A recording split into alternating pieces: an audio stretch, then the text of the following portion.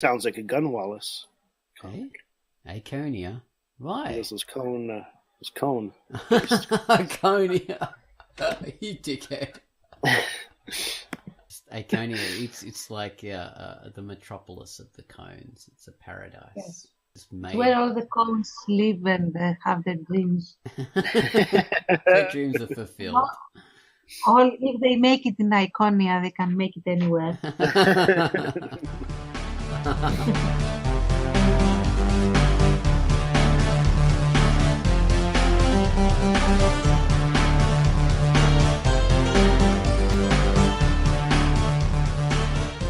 Hello and welcome to the QUACKCAST. This is QUACKCAST number 415. With me is the fantastic Tance. Hello, Tance. Hello. And the awesome Bane. Hello. Baines. Hello. Okay, so this week we're going to be chatting about forgotten abilities and the plot holes they cause. So they're like, I like to think of them as little singularities, little points of singularity that causes little black holes behind it, like, psh, and then they, can cause all sorts of disasters. So before we get into that, I have to bring up the featured comic, and the featured comic was Aconia. So there, take it away, me with Aconia. Hello, I'm Ozone Ocean, and my feature for the week was Aconia. Dark things are afoot in the land of Aconia. The rift between the higher plane has been breached, and now staff and students at the magical university are behaving very strangely, dangerously, even murderously. Evil stalks the halls, but who's behind it, and what do they want? If something isn't done before it's too late, the consequences could be disastrous. Aconia is a fantasy, mystery, drama comic with a heavy emphasis on magic. It's professionally drawn, heavily stylized, and in full color. It's a rollicking story and a real page-turner. I'm quite enjoying it. There's quite a few pages to go. It's 3 chapters. It's by Aconia, which consists of Andrew David Jachan, David Barron, and Alexandria Smith. It's rated E for everyone, so you can all read this one. But there is a little bit of violence in the comic. Just a little bit of blood loss. Some good action. Lots of drama. Lots of intrigue. It's a very mysterious sort of comic. A lot you have to work out. It's fun. You can sort of find out the mystery with the characters. Anyway, read Aconia, rated E. And that was the feature, Aconia. I don't know if that's the correct pronunciation, so I could still be wrong, but that seems to be what the letters suggest. Next up is our featured music that Gun Wallace has given us, Space Repair Garage, which was a comic that QUACKCAST featured a couple of weeks ago. It's a nice little style there. And Gun Wallace's music, I would describe it as groove into this easygoing, saucy space symphony of high-tech blooping cool. You'll be carried along on a flaming column of power as it slowly ramps up to epic proportions, and then be left alone coasting in space as it suddenly cuts out. So enjoy listening to Space Repair Garage.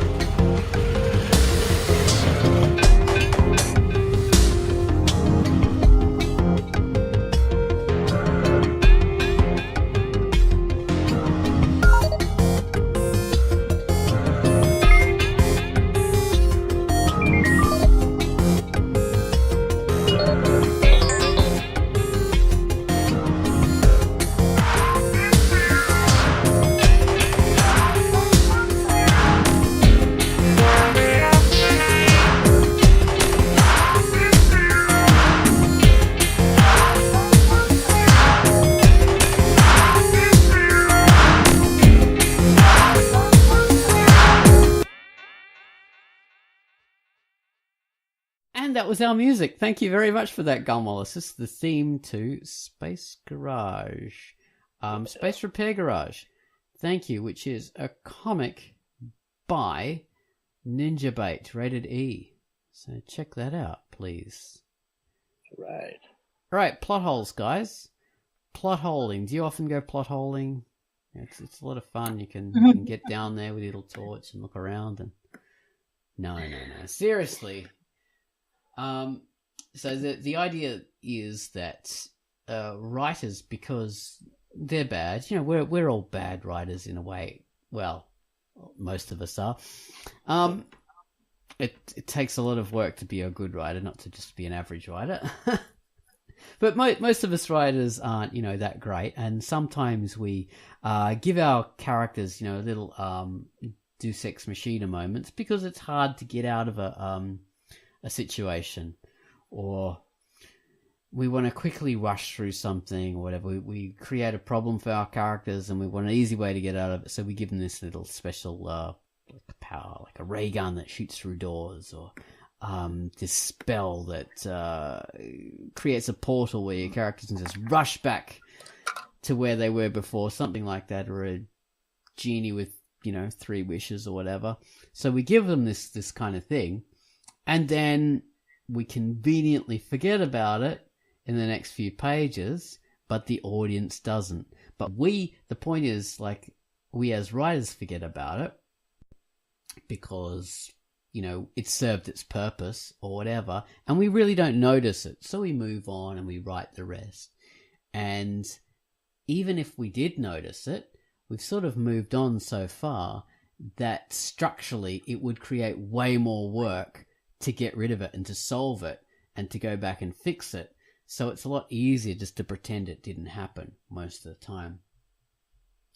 So that's why you get these little plot holes developing, because, we forget about it. And part of the reason it's there is because, we were such bad writers and we didn't care enough, as evidenced by the fact that we used this easy plot device. So, if we did care, we wouldn't have had this problem to start with. So that's why we tend to have these issues. And they create plot holes. The audience is invested in it. So they notice this kind of thing, and they love characters having new powers and new abilities. And they love being able to predict what the characters can do and how they could get out of things. And, they're thinking about this thing. This you've got the portal power. You've got 2 wishes left. You only used one of them, for goodness sake. Why don't you use the rest? And, you can do this and you can do that. And the story would be way better. But no, the writer doesn't do that because they've forgotten about it. And yeah, so that's what happens. And you get a plot hole. Yep. Not a big one, just a little one. But it disturbs the reader, and it lessens their faith in the writer a bit, and it sort of ruins their enjoyment of the story a bit, because, they like to imagine they can predict things, and they like to imagine that the writer cares about the work just as much as they do as an audience member. And if they see that, and they lose their trust a bit, and they think, the writer doesn't really care. They don't really remember their work as much as I do. It's not fair that I like it more than they do. So. But it's not necessarily that even. It's just like, it's hard to remember details. Yeah. It seems so funny as a viewer of something you are really into, because I know if I like something, I'm really into it, and I'm exactly what you said. Like, I remember 3 books ago or 2 seasons ago, like, why don't you just use this? Yeah. Like, you have this, and you never got rid of it. Just use this power or this item or this, friendship, if it's not a power thing and it's some kind of other plot to thing, character or whatever. It's some kind of like thing you have, a resource you have that you could use and you don't. That definitely it takes you out of it. Depending on the type of series, that can be so easy to do, just forgotten about by the writer, or like you said, it's a new thing invented just to get the writer out of a corner. And it sort of eases the suffering of the writer. to not have to figure out a character consistent way to get out of it, or a story consistent way to get out of it. They just kind of, well, shark repellent. It's got one. And that example is supposed to be funny, of course, but in Batman, but yeah. Yes, Yeah. exactly. So yeah, now he shouldn't ever have a shark problem again, theoretically. Well, considering, I mean, that particular one isn't that big an offender because they don't again encounter sharks in the series.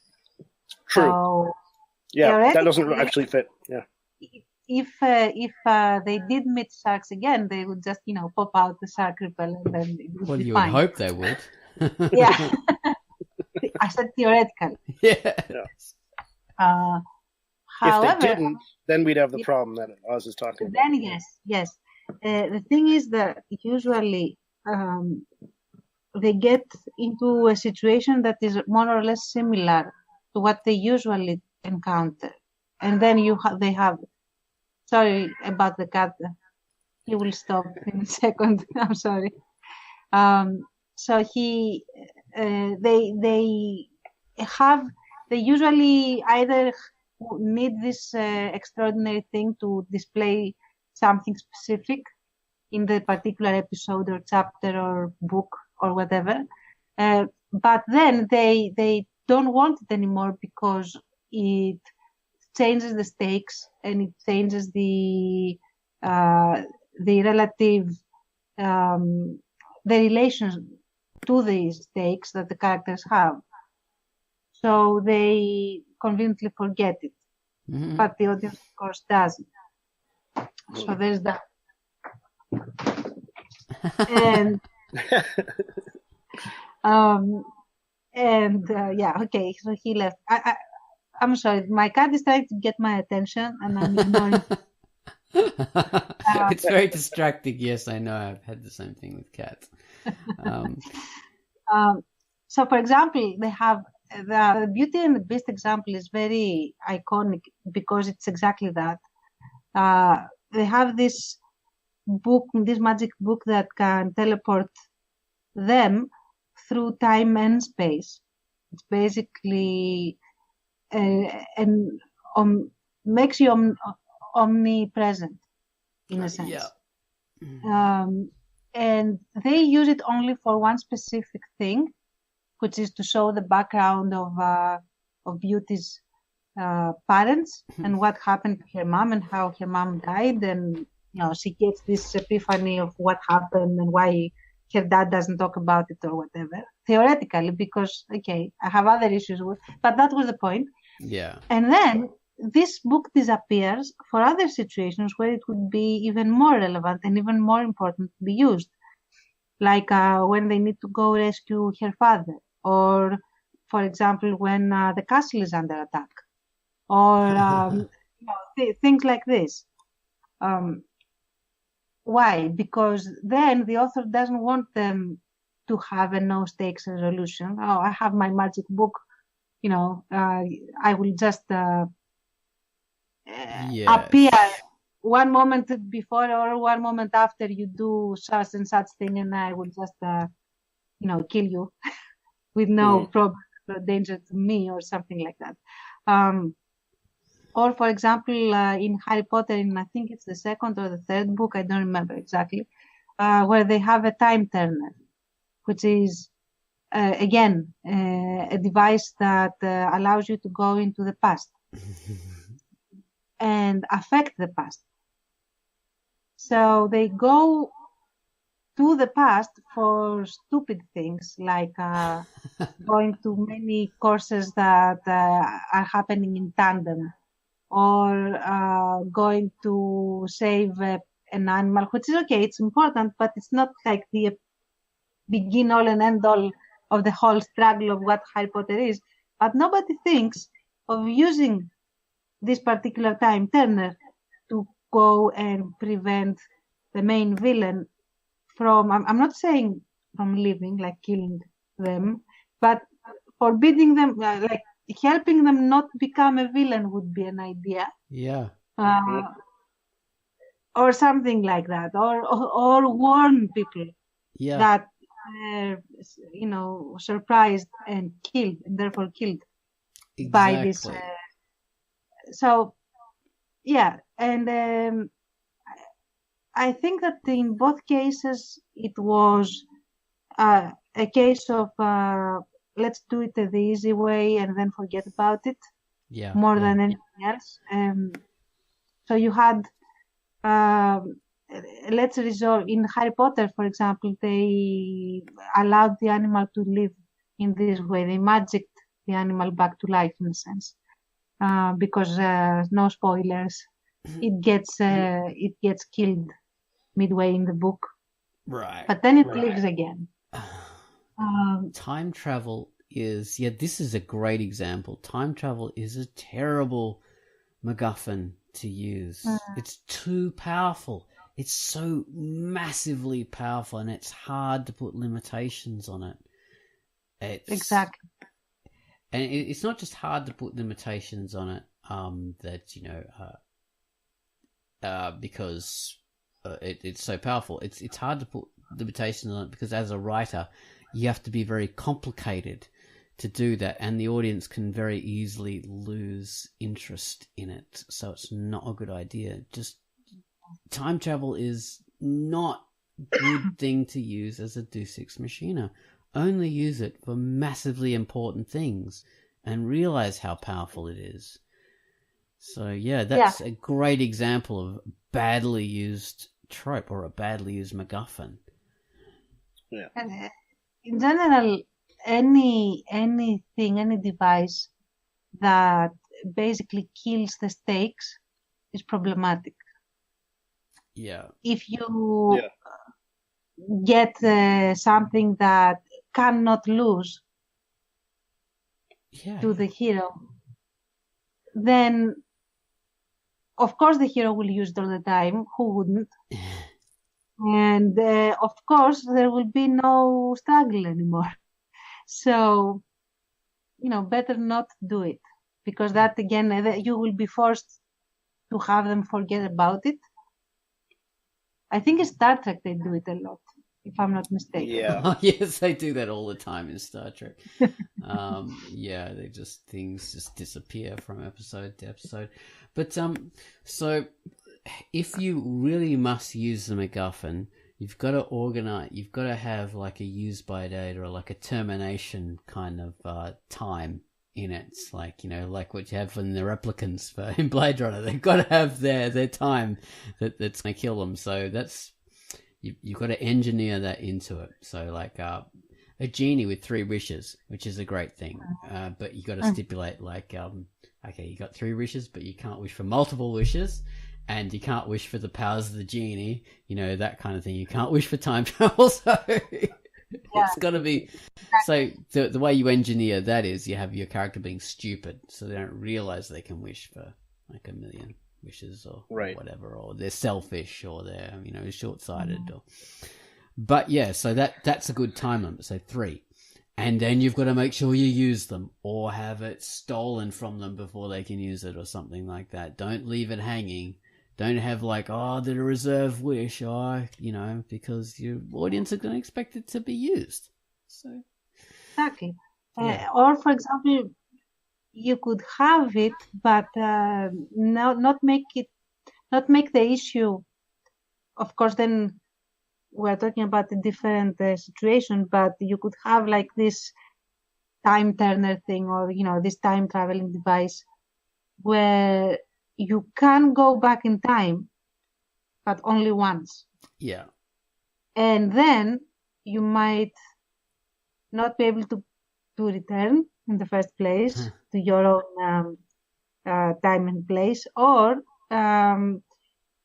deciding which place to go and which time to go and who to help could be the whole issue of the thing, because you might have 2 or 3 or 4 characters that all have legitimate reason to want to go back to the past to correct certain things, but who gets to use the damn thing? Yeah. They did it's that. a very limited divine intervention. Yeah, because time travel is so powerful. They did that in this series called Steins Gate, which is a great anime series. The sequel's not... I didn't really get into the sequels much because they do the thing, we've forgotten about, what happened before, which is so annoying. But in the first series of Steins Gate, it's exactly that. It's something that only happens if they do the right sequence of things. So they have to like put something in the microwave and, have this TV going at the same time, and all the things have to work. And the stuff they can send back in time is only like a text message on a phone. So it has to be, so that's a great limitation. So the thing is, you can only send it as far back as when people had phones and text messaging.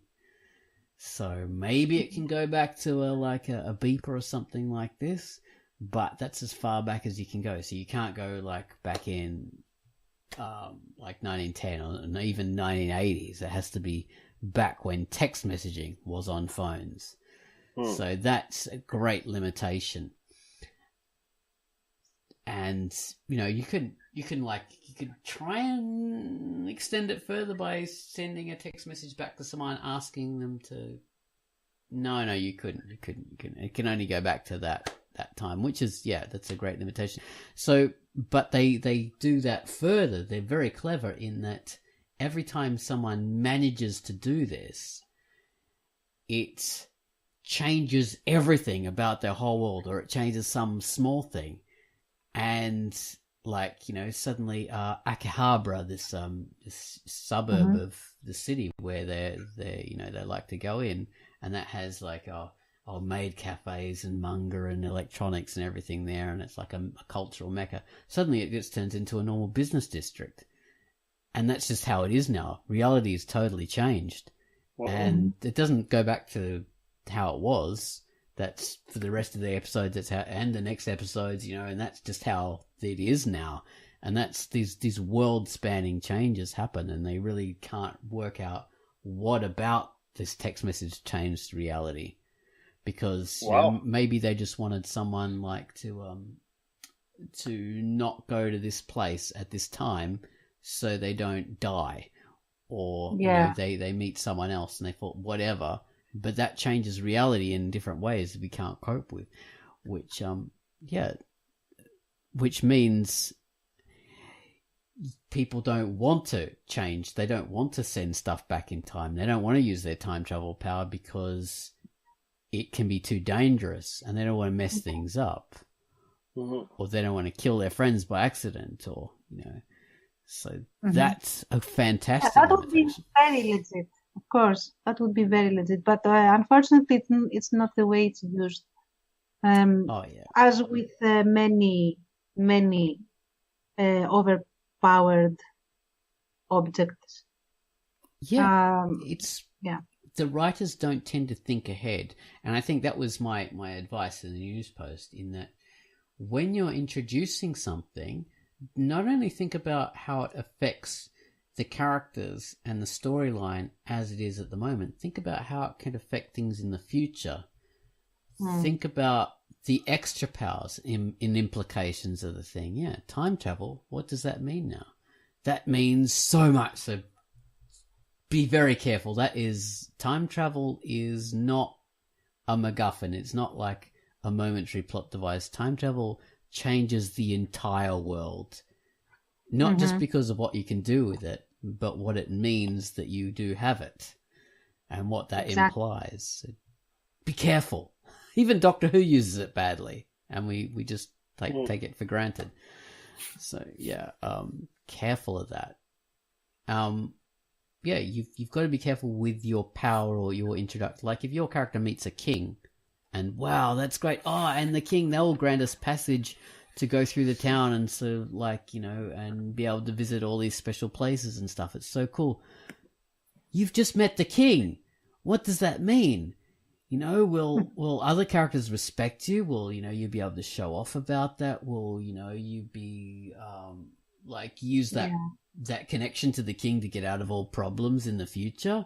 You'll be able to ask for money and, whatever. That's your social status changed, that kind of thing. You've got to be careful about that. Also, I'm thinking like when a character acquires a new skill,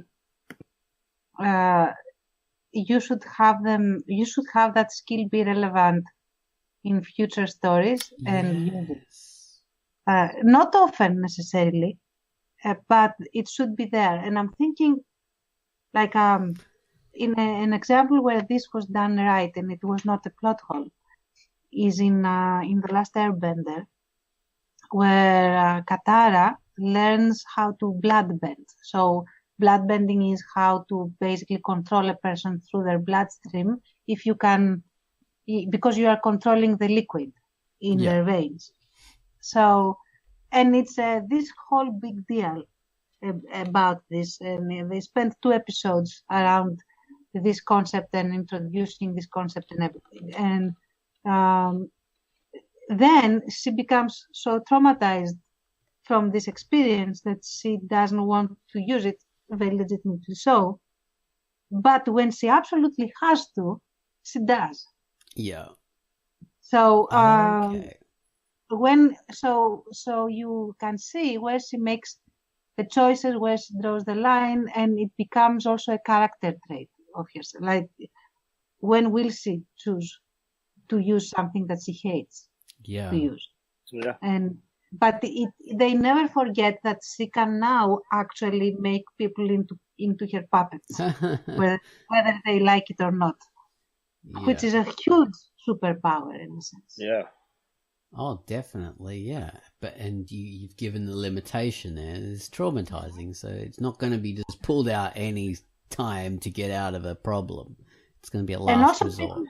And people do start fearing her because she can do that.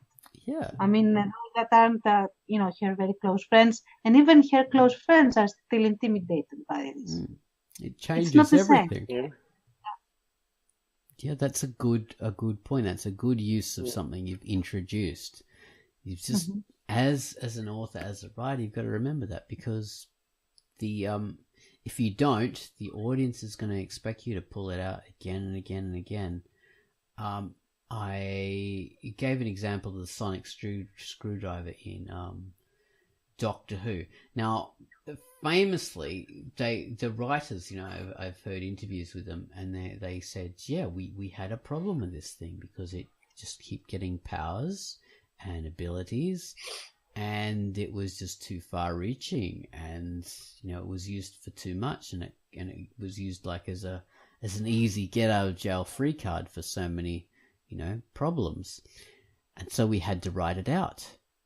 But because it was such an iconic thing, because it had been in so many episodes and it had built up a fan following, they had to keep putting it back in.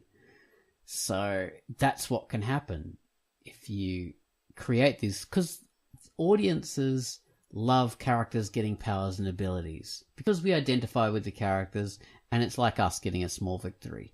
So we love that kind of thing.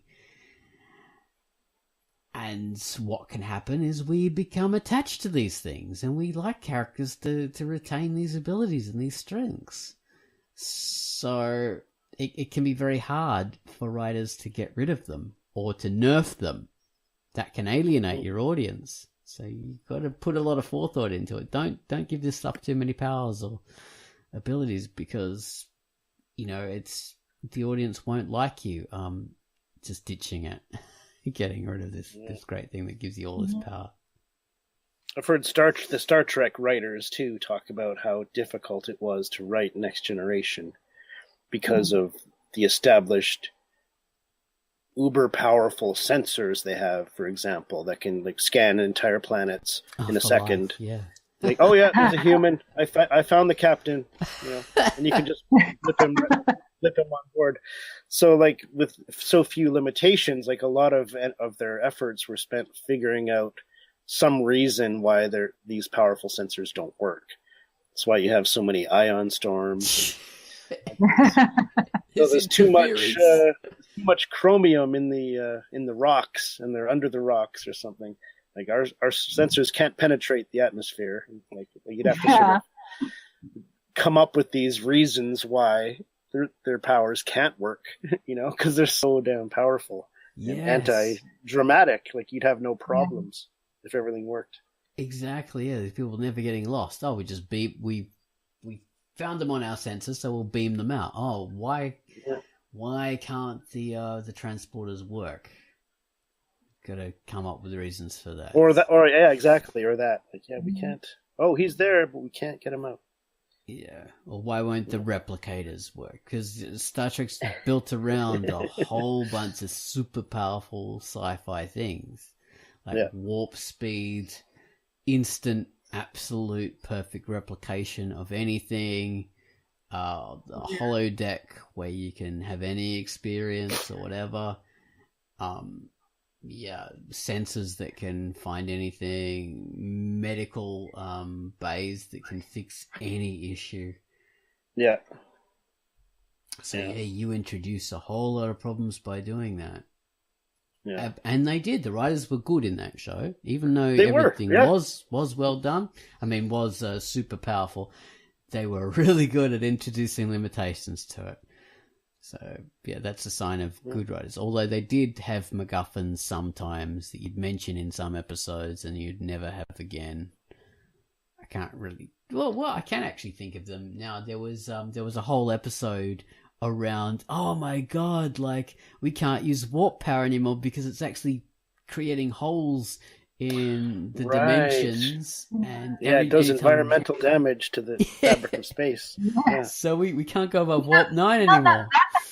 I can buy that. Like if you mix a specific skill or ability for a reason that you can justify within the actual setting of your story, I can buy that. I don't have really a problem with that. It was a good idea to do. Unless they forget it and then in the same situation they do use the warp and there's no problem.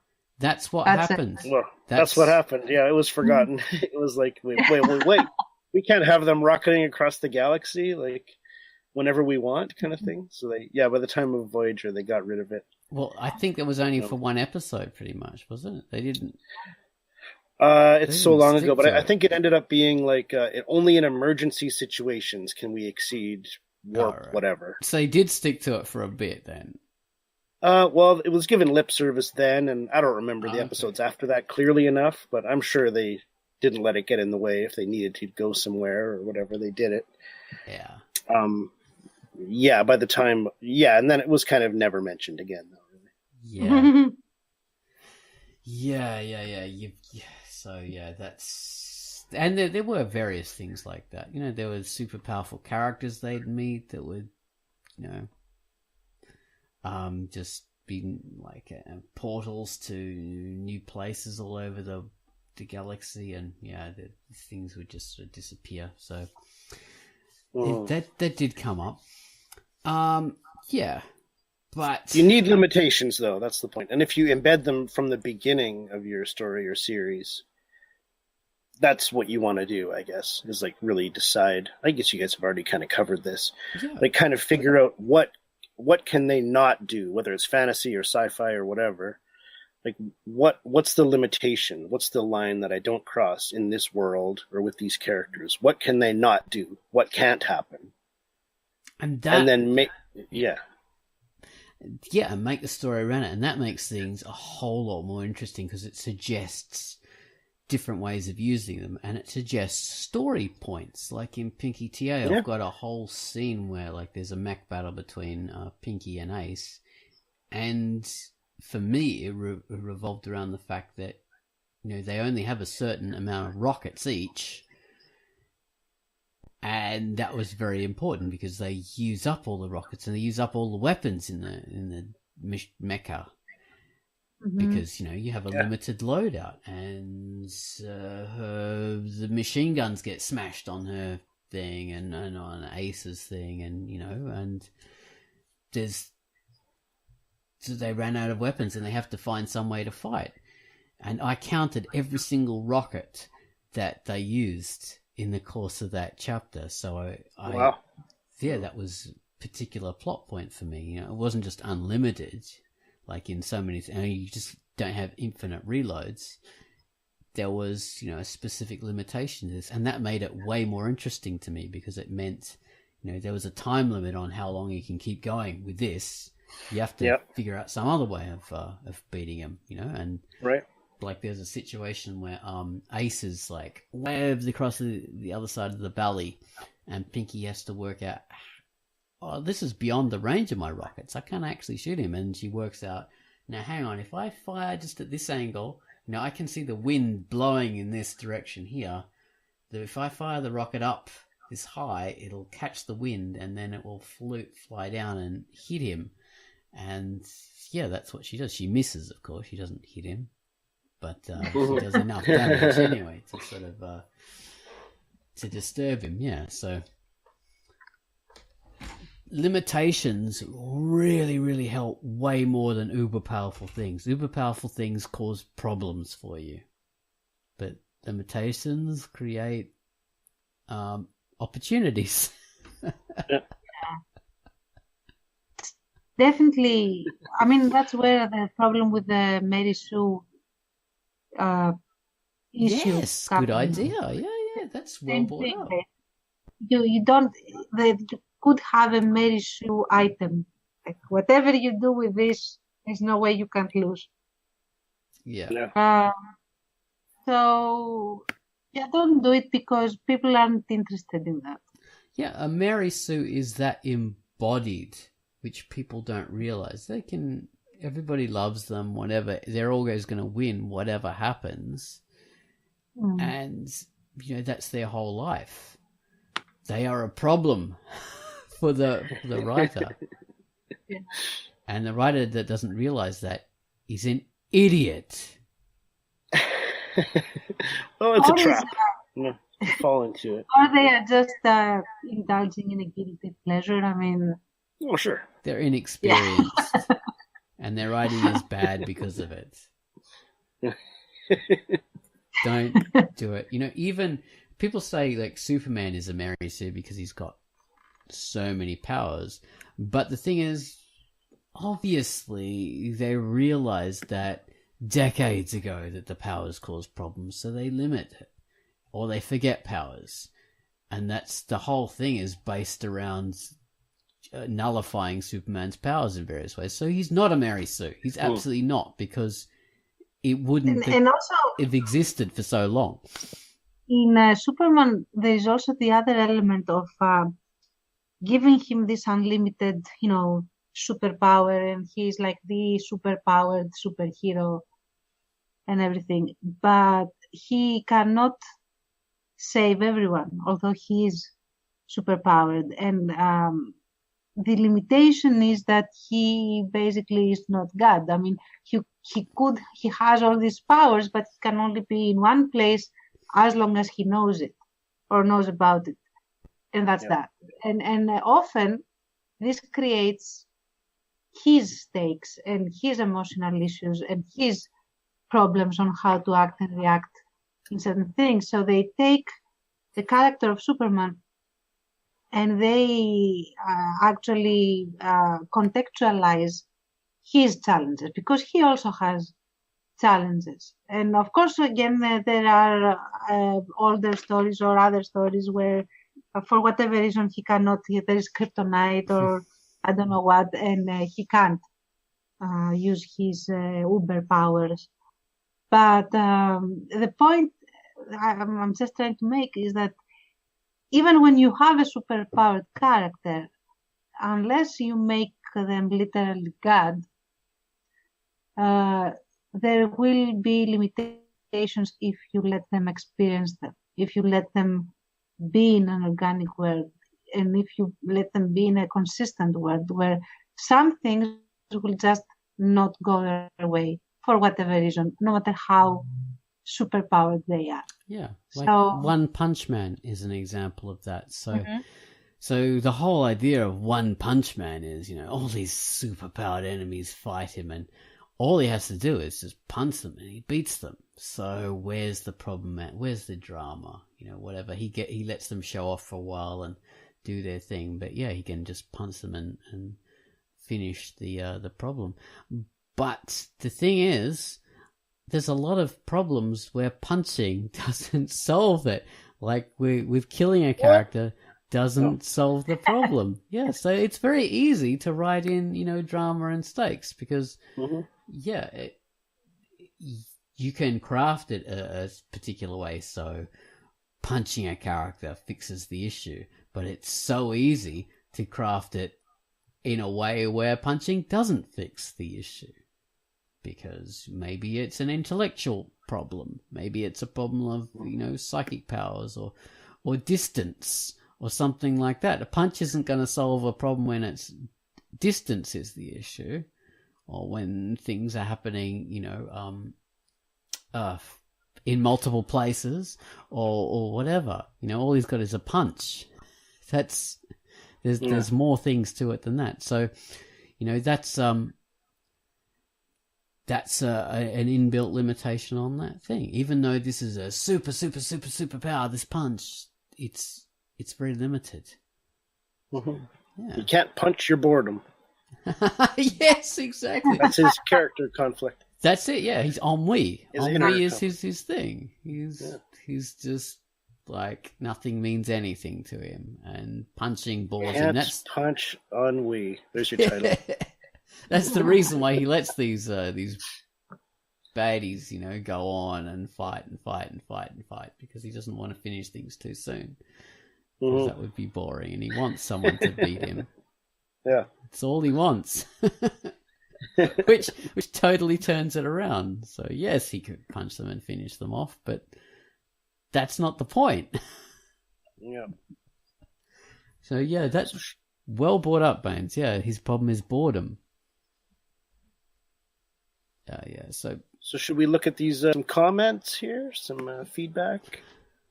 Well, we have some good little comments from the various people. Bravo brought up something very interesting in the wave motion gun. Okay, so this is it brings up the example of the reboot of the TV series Space Battleship Yamato. And it has this thing called a wave motion gun, which is this gigantic gun in the middle of the ship, which can basically destroy anything. It can destroy planets. It's the Deus Ex Machina device that it has. And in the early series, this was used like a lot of these, like Voltron's sword, all this kind of stuff. It was the ultimate weapon. So the fighter planes would be doing this, the big guns would be doing this, and it doesn't really destroy the enemy. But hang on, we've got the wave motion gun. That's how we finish it. And, in the end of the episode, always fire the wave motion gun. Boom, we've won. Victory, play the theme song. That's it. And that's a lot of how that early series went. Now, in the reboot, what they did was they couldn't use the wave motion gun for various reasons, like the coils aren't aligned properly. Oh, we can't use it because the power levels are overloading. Oh, we're stuck in an alternate dimension, so if we use a wave motion gun, it's just going to fry the whole ship and blow us all up. So they limited it, so it was something you only use for special occasions. Everything's going right. Yes, we were able to use it. Yes, we can solve it. And then it makes things more interesting because, wow, they used it and, they got out of the situation using it, but it's not one thing where, the audience is going, yeah, just use a wave motion gun. It'll be fixed because the audience is told why they can't use it. So, yeah. That's a good thing. Probably means nothing to you. You've probably never seen it. But never. I grew up with this damn show.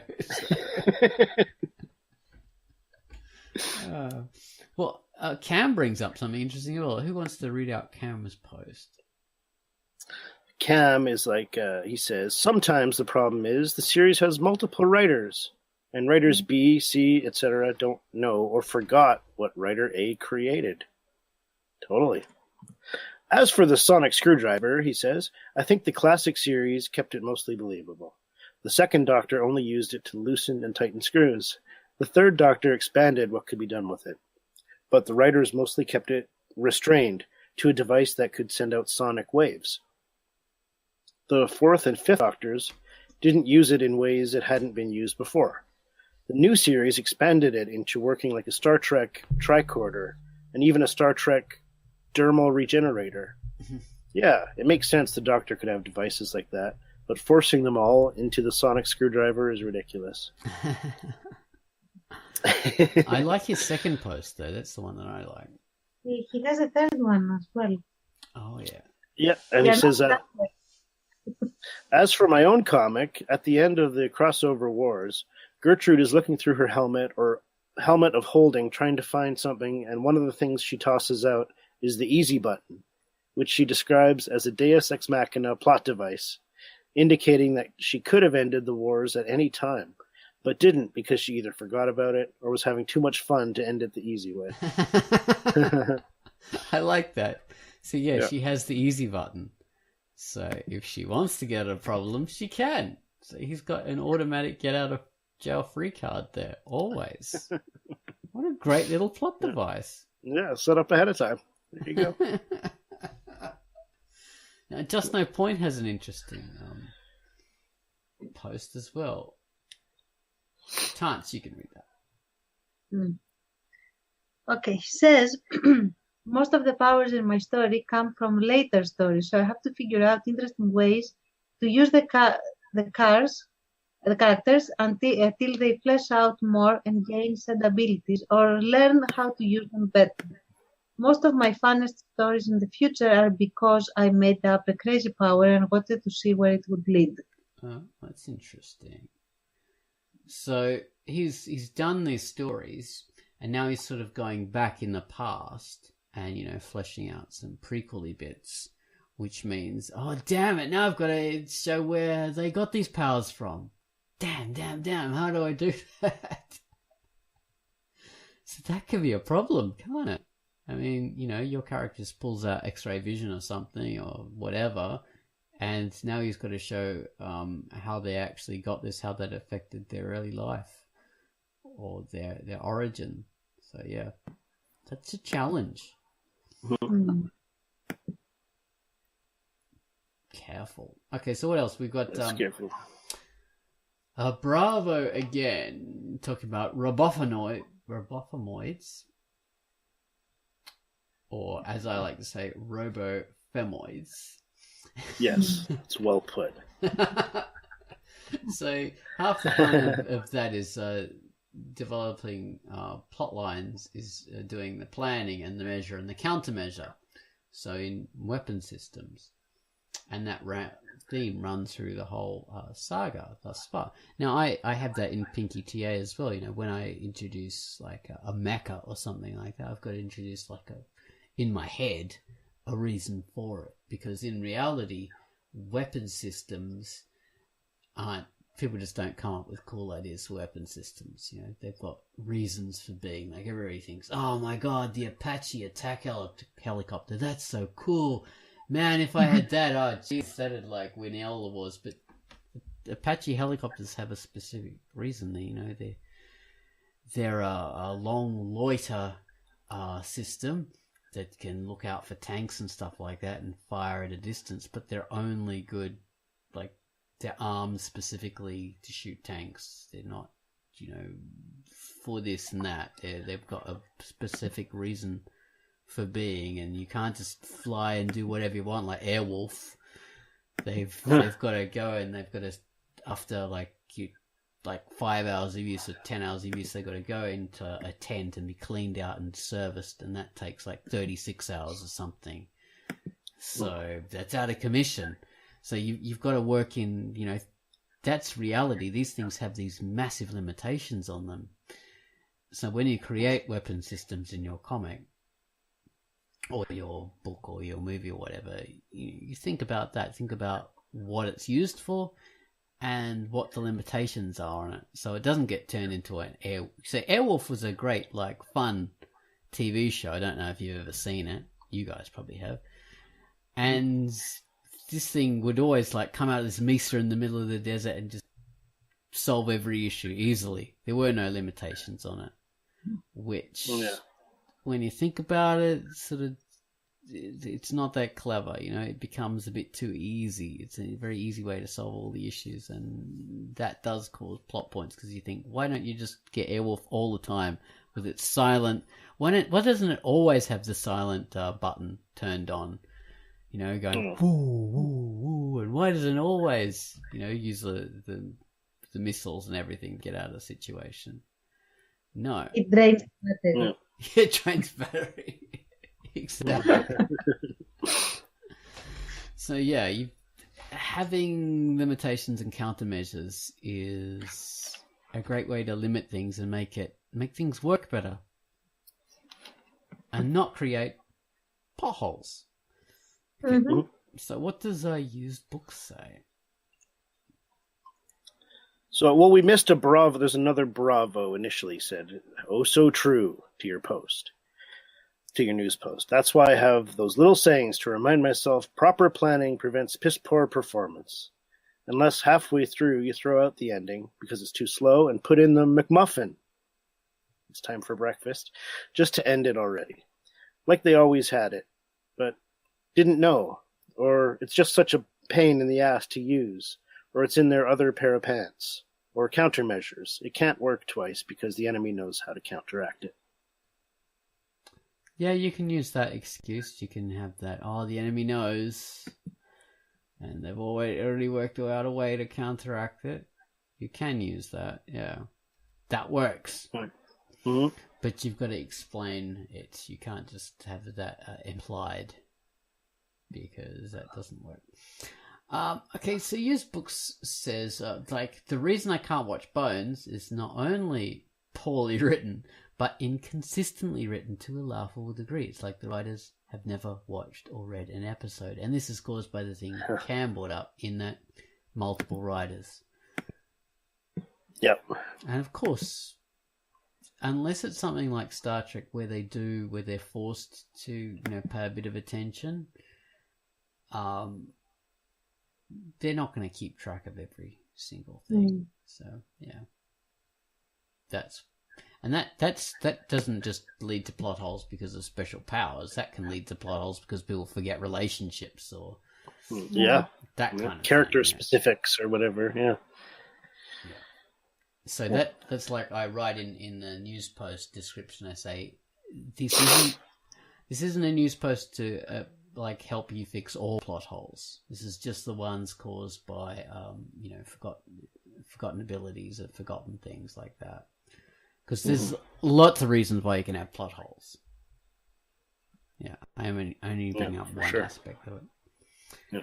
And she also says, I was so happy to find out Gravity Falls, to find out that Alex Hirsch wrote Gravity Falls the way I write. He looked back at meaningless throwaway items from previous episodes and found glorious ways to call them back and reuse them, creating the illusion of masterful planning. Now, I've seen this happen in other things as well, and it really is like a reward to the viewer for paying attention.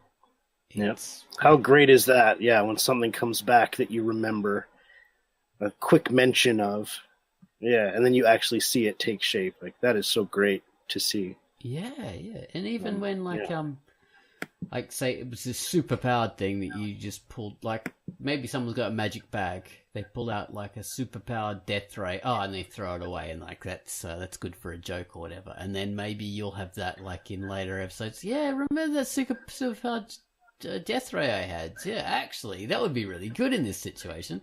They pull it out and shoot someone. Yeah, so you love that. It's like an in joke.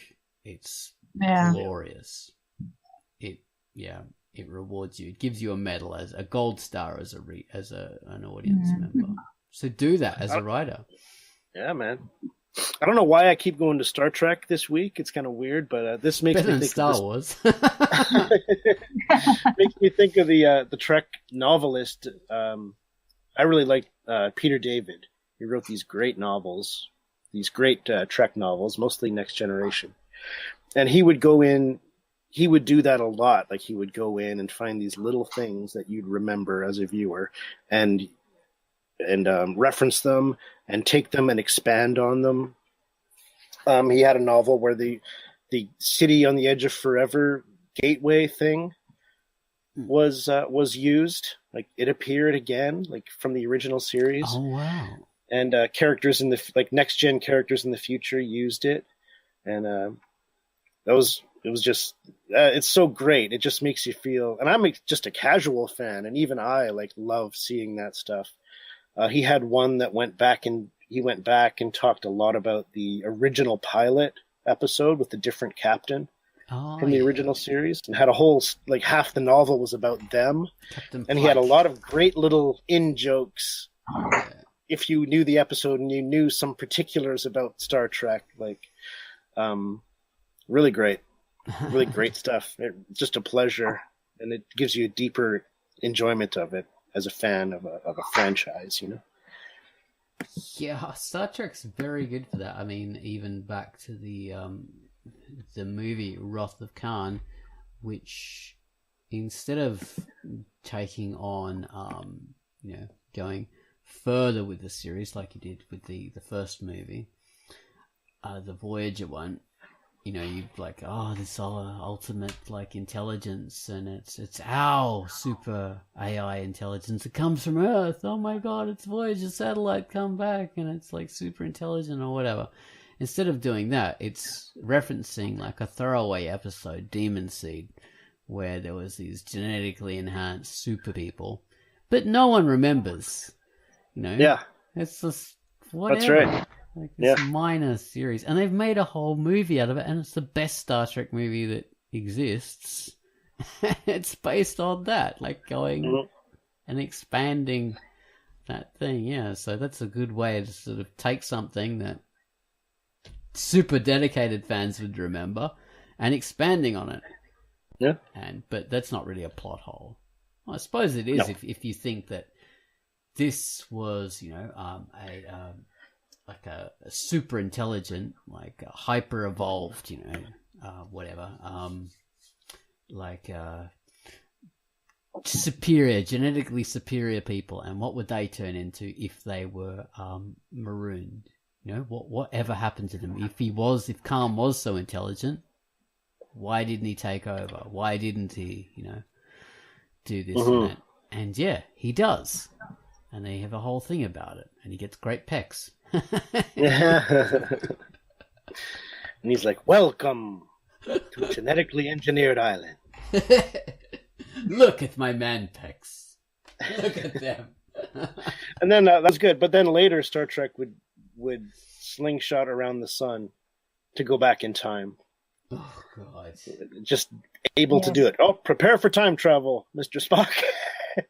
So that's huge, and then that is never used again. Yes, that's usually when time travel is done, it's some unique thing, it comes from another alien species, or it's just kind of a phenomenon, and the characters aren't creating it themselves. It's well, okay, why aren't you doing this every day and fixing everything? Yeah, Star Trek movies, like you guys talked about, are the worst for these plot hole things. Because they do it more than the series, I'm afraid. That's true. And it's bigger in a movie. It's way bigger because it's more important. And it's, they do it in so many of them. I think probably in all of them. Yeah, probably in all of them, yeah. Yeah, later, the Next Gen movie with the Borg, great movie to me. First Contact, the Borg go back in time. And the Enterprise just follows their technology. And then it's, wait...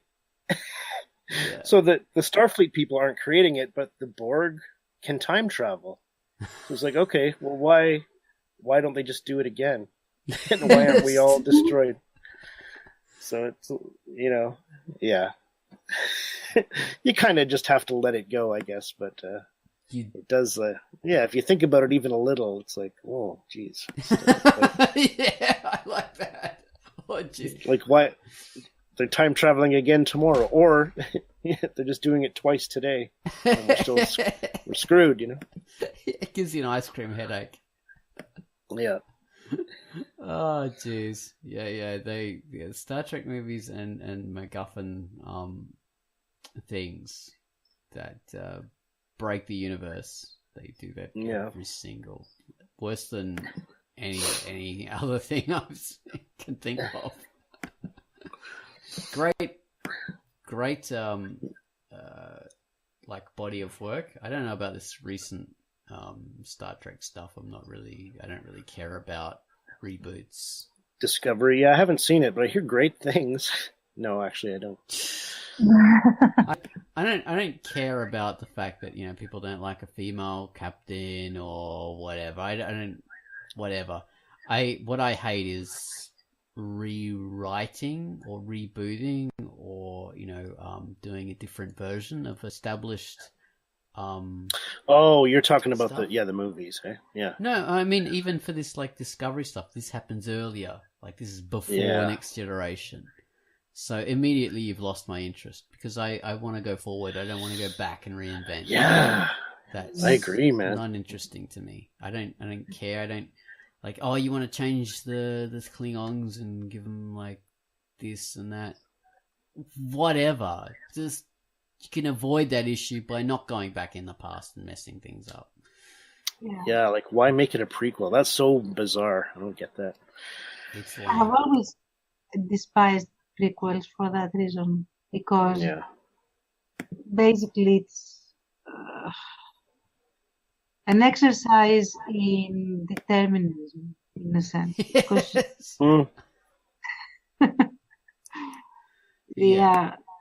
how they're gonna scare your audience that the main character that also stars in the actual, you know, original might get hurt, might die or whatever, when they know that this is a prequel. There is no way they will not survive. So you take out the stakes. But no. And the thing is, like, I think the justification for these very stupid people that do it is the idea of, oh, like, you know, the established canon has advanced so far that you'd have to expect every, you know, person new to the series to like get up to speed and do their studying and read this and watch that in order to understand what's happening, you know, further. So we'll go back and we rewind it all, and then they can more easily get into it, which is nonsense because in something like Star Trek it's very easy to get into because you just create a whole new like this is a new ship. And, you know, you just introduce it very easily. Like, oh, they're on a spaceship, they're doing this, you don't have to talk about, oh, in this episode they did this, and in order to understand the canon, you have to understand this. No, we're on a spaceship, we introduce them to the new crew, whatever. That's so much easier than going back into the past and rewinding stuff and reintroducing Klingons and all this. It's just dump us straight into the middle of a new crew and do it that way. Yeah. Anyway, we've gone a bit off topic, but yeah, reboots are just the bane of everything creative. These are for morons. I wouldn't say that. But they do run a very high risk of creating plot holes. Oh yeah. The type that we discussed, especially because usually they are written after the original work, but they supposedly chronologically come before. Then you have more streamlined situations before, which makes for an anomaly in the experience for the audience. In any case. So, I generally am against them. You have massive potential of creating plot holes with rewinds, you know, and prequels. So yeah, there's such a problem. So, yeah, be careful. The current chapters of Pinky TA, Pinky TA sort of jumps forward and jumps back in time. It's the way I do it. But I'm not sort of rewinding the way these guys sort of do, so I don't run the risk of creating plot holes. Well, you always run the risk of creating plot holes, but there's a lot less risk of doing that because I'm just sort of showing episodes from earlier on in the character's life, so it's a lot easier. That's different. Yeah. a lot easier to do that. It's like showing, these like this is me now. I'm talking, I do podcasts and I'm on Drunk Dark and the admin of the site. But back in like the 1990s, I was an art student and I was doing this. So it's like doing that. So you're not really running the risk of creating plot holes because it's a totally different sphere of life. So, yeah, you're not. So what people typically do with these prequels is they're trying to tell the same story as you're telling in the present, but in the past, and doing the past version of the present, which means you have to work out reasons for why the past is very much like the present. You're still in spaceships and you're still fighting the Klingons and you're still having relationships with the Romulans or whatever, even though that we've established in the canon of the thing you don't even meet the Romulans until this station. So this is too early for you to have encountered them or whatever. So they have those kind of problems, which is that's the reason why you come up with that, because you can't tell the same story at multiple points in history. It would be different. Okay, well, I think we've done it to death now. We got a couple more comments, or did you guys do them? I had to step away. Oh, well, they're more sort of general comments rather than sort of talking about the thing that's sort of saying, yes, I'm remembered as this, whatever. So it's not really... It's more conversational than anything. Yeah. We don't have to be completist about it. All right, fair enough. Okay. We're going to get angry letters now. Just add them to the pile, Jesus. All right. All right, well, yeah, plot holes and how to get out of them. Well, plot holes caused by MacGuffins, basically. MacGuffining. Not even MacGuffins. Yes. Plot holes caused by problems of convenience. All right. Well, this has been QUACKCAST number 415. I've been Ozone Ocean, and you guys have both been Pitface. Yay! Oh, yes. Bainesface and Tanceface. Exactly. And Ozface here. Yeah. All right. We're the Pitface crew. We are only her sidekicks. Exactly. All right. Well, basically, we are the people manning the mannequin. The Pitface robot. That's right. Yeah. I'm in the head, and you guys are in the boobs. Working the gears. The most lifelike puppet ever created. True. Special technology by very special engineers that know how to recreate life. But don't use it in any other application, just to make quick things. Yeah. They miniaturize us down, so there's another ability that we have, but we'll never speak of that again. All right. Thanks for listening to the QUACKCAST. Bye-bye. Bye-bye.